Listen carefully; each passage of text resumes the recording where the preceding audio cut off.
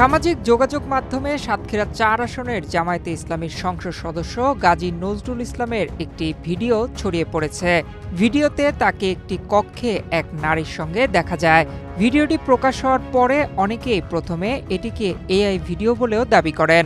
আলোচনার মধ্যেই এর আরও কিছু ভিডিও প্রকাশ পায়, তবে এটি কবে এবং কোথায় ধারণ করা হয়েছে তা জানা যায়নি।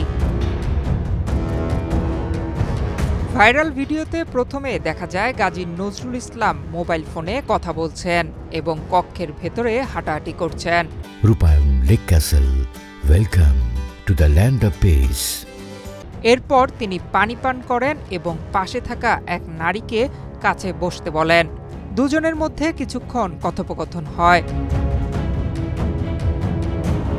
ভিডিওটিতে আরও দেখা যায় এক পর্যায়ে তিনি নারীটিকে কাছে টানার চেষ্টা করলে নারীটি কয়েকবার নিজেকে সরিয়ে নেন। পরে তাদের মধ্যে আবার কিছুক্ষণ কথা হয়। এরপর দুজনকে ঘনিষ্ঠ অবস্থায় দেখা যায়।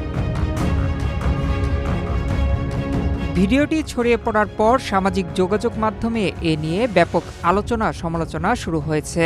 এ বিষয়ে বক্তব্য জানতে এমপি গাজী নজরুল ইসলামের সঙ্গে যোগাযোগ করা হলে তিনি বলেন, এটি স্বামী স্ত্রীর সম্পর্ক। ভাই, আমরা একটু পরে বিবৃতি দিচ্ছি, আপনার ডিপার্টমেন্ট করে। জি, আপনি শোনেন হুজুর, আমি আপনার ওইটা এর জন্য, কারণ আপনার এরকম একটা ভিডিও তরুণীর সাথে ভাইরাল হয়েছে, বিষয়টা একটু বলেন না হুজুর।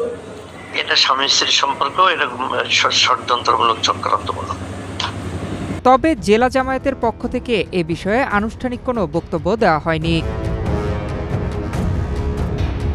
নয়ন বিশ্বাস, বাংলাদেশ প্রতিদিন।